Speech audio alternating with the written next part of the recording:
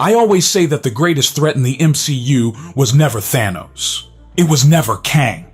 It was the idea of a single man who understands the multiverse better than every hero combined.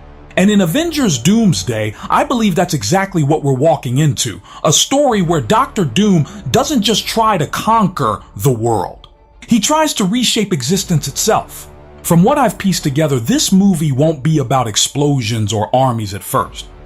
It'll be about a man so knowledgeable and so ruthlessly strategic that even the Avengers won't realize they've already lost. And the terrifying part is that the victory he steals from them won't happen on a battlefield. It will happen through manipulation, multiversal engineering, and a plan that was already in motion long before anyone noticed. So today, I'm going to break down what I think Avengers Doomsday might actually look like. Welcome back to Movie Cast. I'm your host, Liam Harrison, and let's dive into a theory that has been haunting my mind ever since the first whispers of Doom's arrival began circulating. Because what Doom is about to unleash is unlike anything we've seen before. From everything I've observed in the current MCU trajectory, the multiverse is no longer a playground of fun cameos, it's a collapsing ecosystem. Time isn't flowing the way it should, realities are bleeding into each other, and the natural structure of existence is becoming brittle. But what truly fascinates me is how perfectly this chaos sets the stage for Victor Von Doom. Unlike Kang, who tries to use brute control to manage the timelines, Doom is a man who studies the universe like a mathematician studies a problem.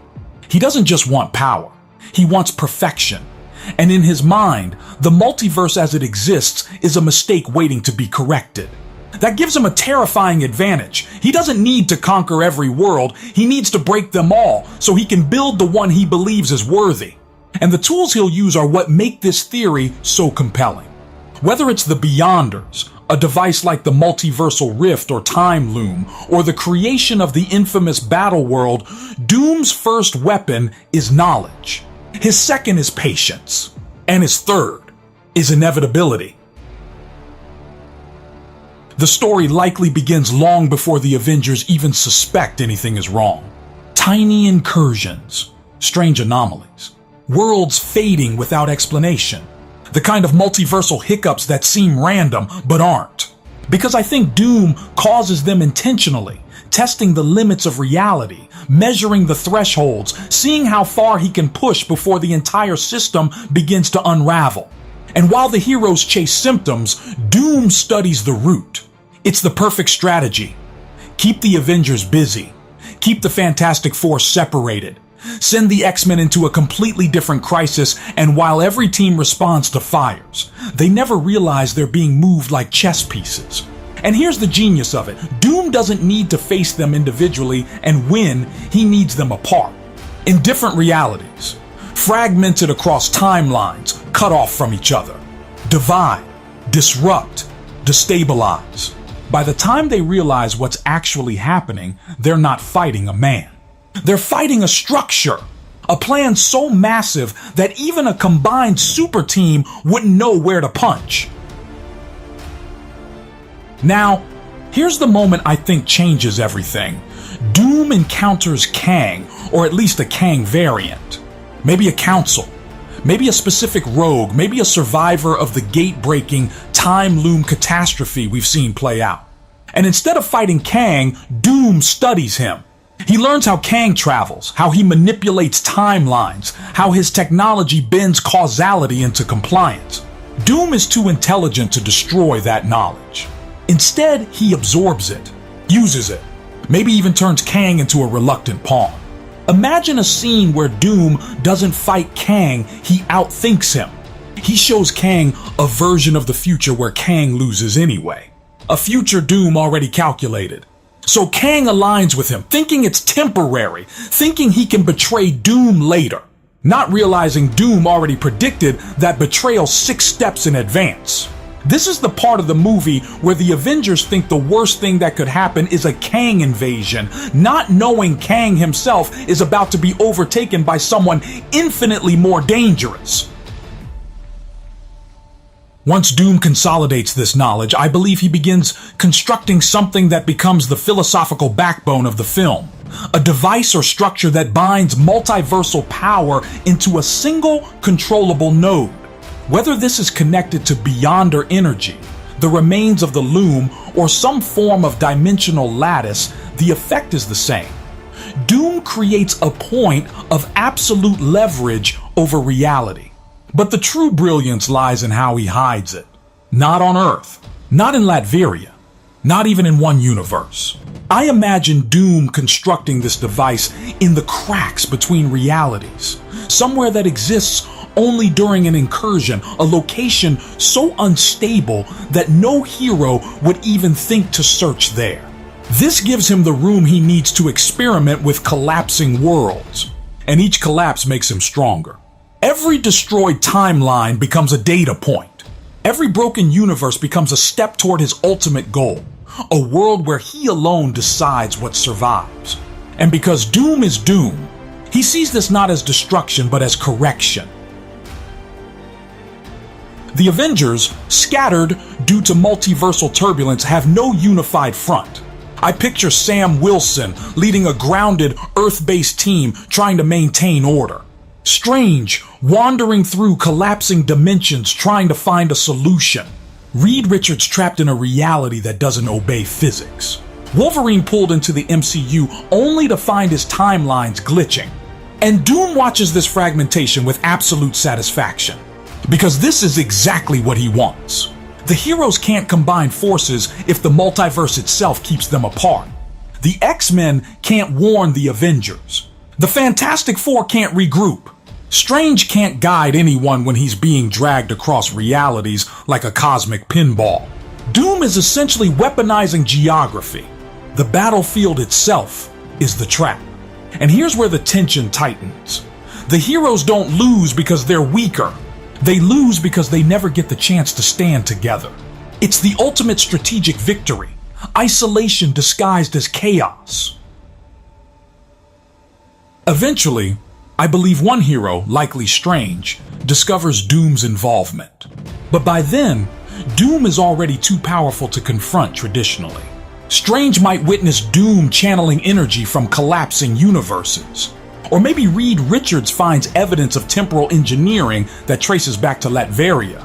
But even once the truth is uncovered, Doom doesn't hide. He shows them what he's building.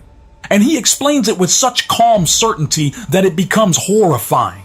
Doom tells them the multiverse was doomed from the moment it splintered. That every incursion, every paradox, every variant is a wound in the fabric of existence. And while the heroes are trying to save the symptoms, Doom intends to cure the disease. By remaking the cosmos into one stable universe, his universe. And in this moment, the most devastating thing happens. Doom wins the ideological battle. Not because the heroes agree, but because they realize he's not entirely wrong. A broken multiverse is unsustainable. Doom is simply taking the logic to its darkest possible conclusion. At this point, Doom executes his first major step. He triggers a controlled multiversal collapse. Not enough to destroy everything, but enough to force worlds into collision. Enough to push the Avengers toward desperate choices. Enough to test whether his device can harness the energy produced when universes grind against each other. And when the heroes attempt to stop him, Doom finally makes his move. And what I love about this hypothetical sequence is that Doom doesn't march into battle with armor blazing. Instead, he renders the Avengers powerless through pure knowledge. He predicts Strange's spells before they're cast. He knows the exact frequency to disrupt Stark Tech variants. He knows the weak points of every hero across every universe because he studied all versions of them. When the Avengers attack, Doom manipulates the environment, not the individuals. He alters time dilation so their attacks arrive seconds too late. He shifts gravitational pockets so their movements become sluggish. He uses their own timelines against them. And then, reality rewrites itself, briefly. Just long enough for Doom to demonstrate his control.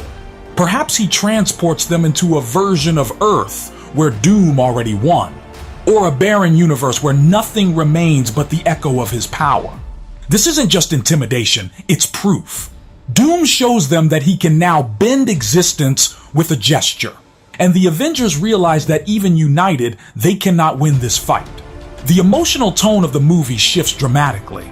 The heroes don't just lose a battle, they lose the grounding belief that their strength can overcome anything. Doom breaks their confidence by proving that the rules they rely on no longer apply. And when the world or multiple worlds begin to collapse in ways the heroes cannot fix, Doom simply walks away. Calm, certain, invincible. This loss, this moment of absolute despair, is what I think defines the first half of Doomsday. It's not a physical defeat, but a philosophical one. Because Doom didn't overpower them, he outplayed them. He understood the multiverse better. He prepared longer. He anticipated every counter. And most chilling of all, he forces the heroes to consider the possibility that Doom might actually be the only one capable of controlling the chaos. This doubt becomes the emotional anchor for everything that follows. The Avengers regroup in different universes, some injured, some stranded, some nearly erased by the collapsing timelines. Strange might find himself in a realm where time flows backward. Reed in a dimension without matter. Sam Wilson in a world that thinks he's an intruder. And as they struggle to survive, the truth becomes unavoidable. Doom has already initiated a chain reaction that no single team can stop. This fragmentation sets the stage for what I think is the most exciting narrative structure Marvel could pull off. Heroes from different eras and franchises trying to reconnect across collapsing realities. Picture Tobey Maguire's Spider-Man seeing the sky crack. Picture Deadpool running into an alternate Logan who doesn't recognize him. Picture Sam Wilson meeting a version of Tony Stark who never lived to tell the tale. These aren't cameos, they're consequences.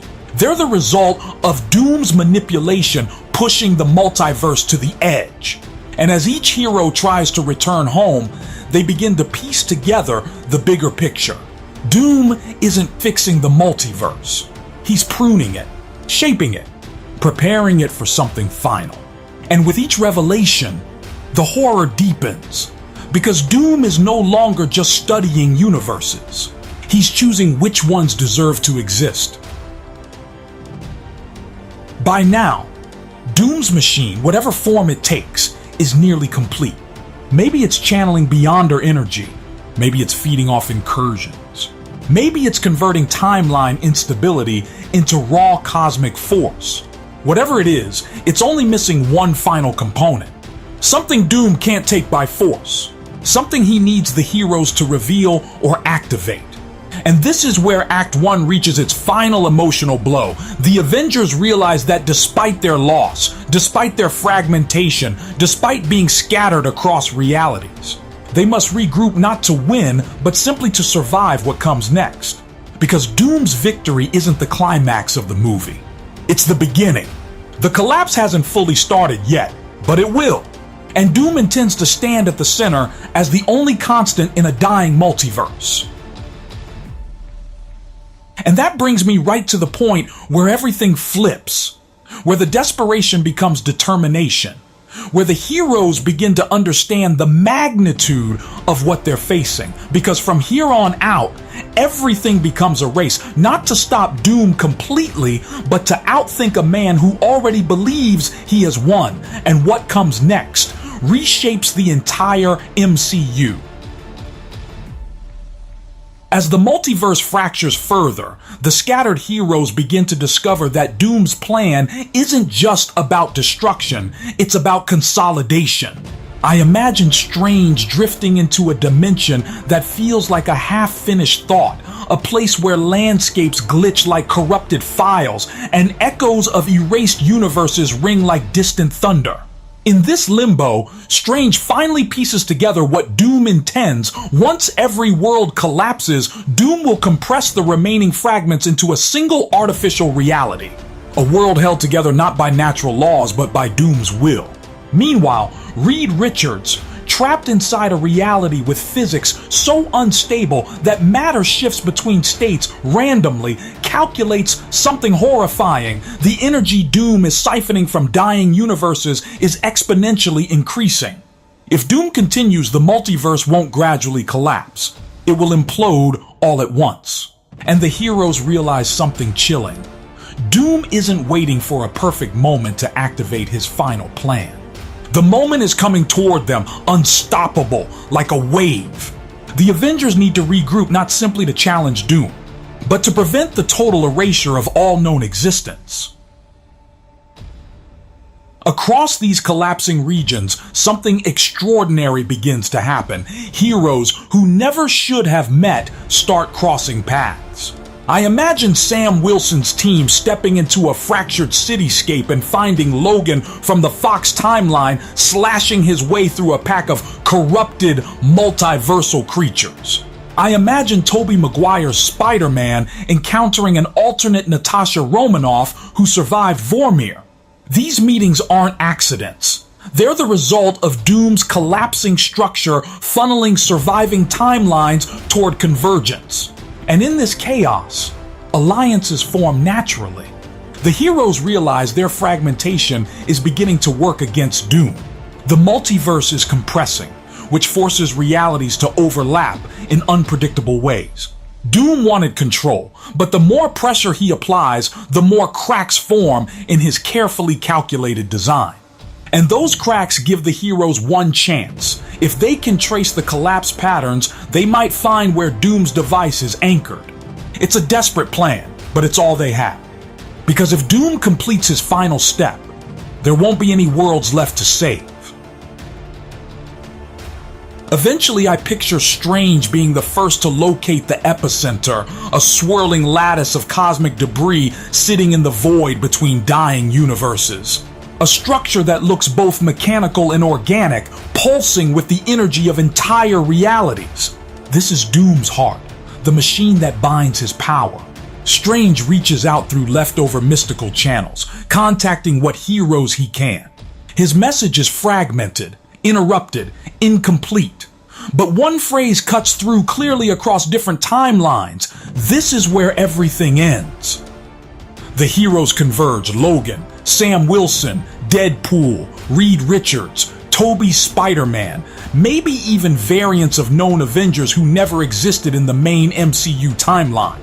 As they gather, they begin to see the devastation Doom has orchestrated. Whole planets flicker like dimming stars. Cosmic storms tear across the void. And at the center of it all, Doom stands within his fortress, drawing in the final threads of collapsing existence. He sees the heroes approaching, and he doesn't panic. He doesn't prepare for a final battle. He simply waits, knowing he has already planned for every possible strategy they might attempt. The confrontation finally erupts, not as a surprise attack, but as a desperate plea for sanity. Reed Richards tries to reason with him, appealing to the scientist within Doom. Strange tries to warn him that the beyonder energy he's channeling cannot be contained. Sam Wilson tries to appeal to the humanity Victor once had. But Doom dismisses them all. He believes his logic is beyond reproach. He insists that the multiverse deserves a single unified reality, his reality. And this is where the movie reveals Doom's fatal flaw, the weakness that has followed him through decades of comic lore: pride. Doom believes he is the only one capable of controlling the collapse. He believes the heroes lack the vision to understand the necessity of his actions. He believes every world that falls is a sacrifice toward a greater perfection. And in that arrogance, he reveals something crucial. The machine isn't designed to stabilize the multiverse. It's designed to replace it. A total annihilation of every timeline except the one Doom crafts with his own hands. And this revelation galvanizes the heroes. They stop pleading. They start fighting. The battle that erupts is unlike anything the MCU has shown before. Not a clean war, not a structured showdown, but a chaotic storm where physics changes from moment to moment. Every punch lands in a different gravity field.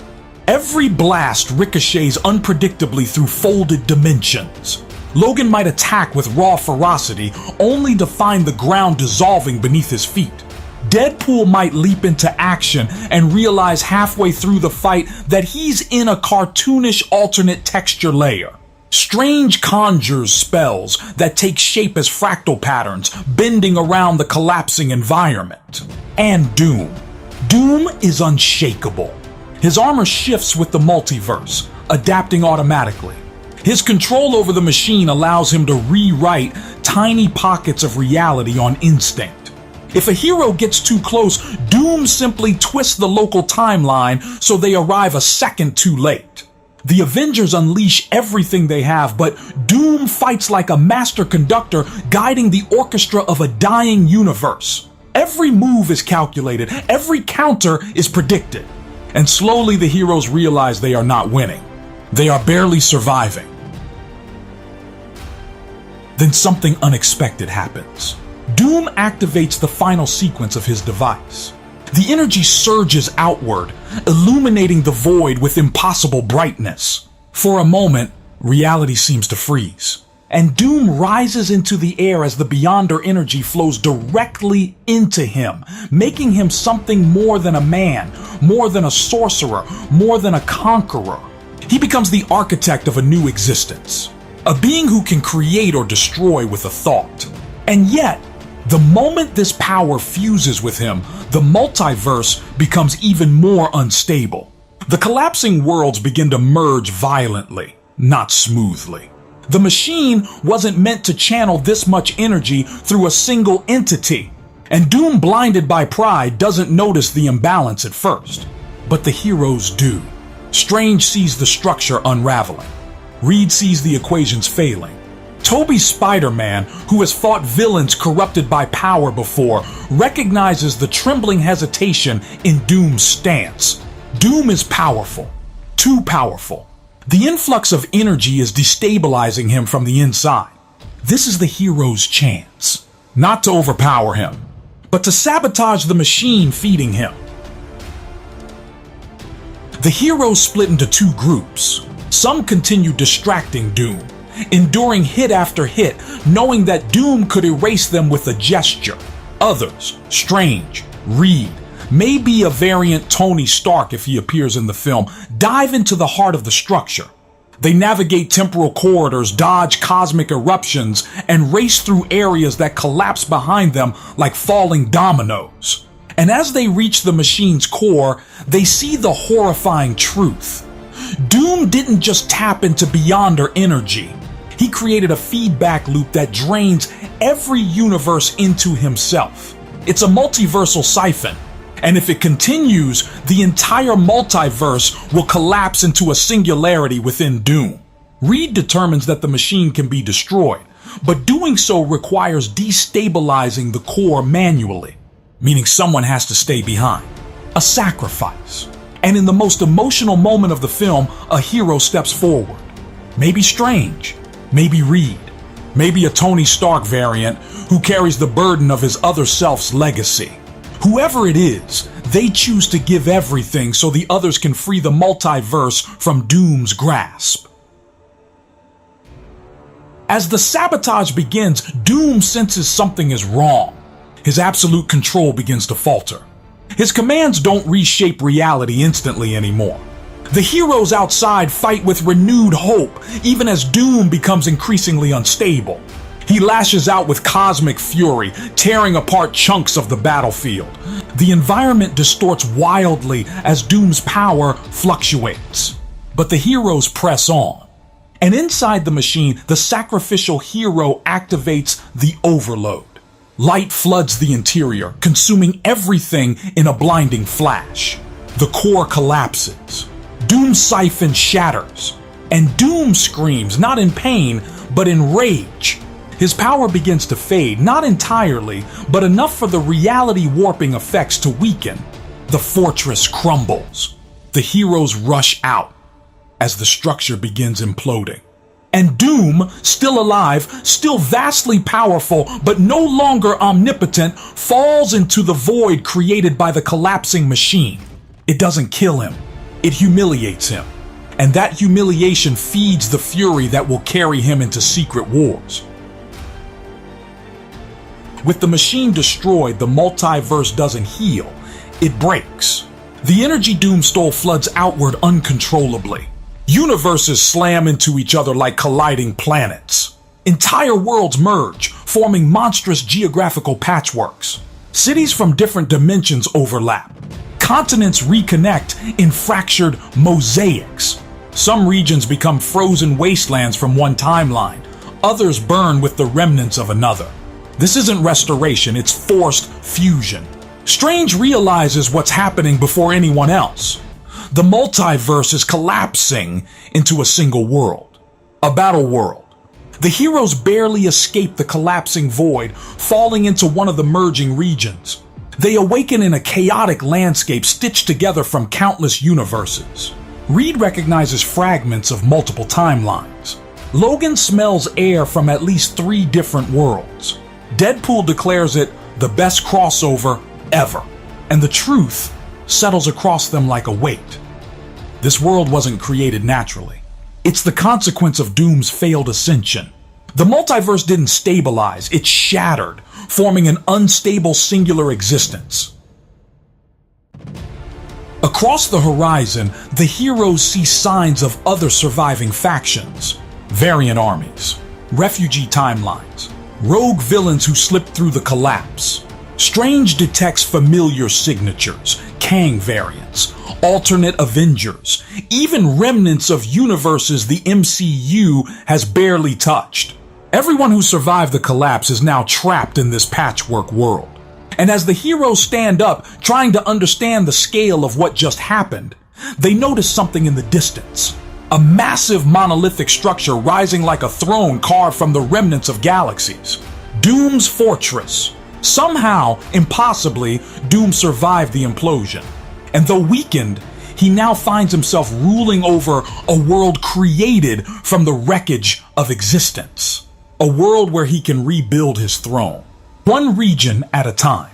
The heroes stare in stunned silence as Doom's booming voice echoes across the broken sky, a proclamation that he will finish what he began, that this new world belongs to him, and that anyone who challenges him will face his wrath.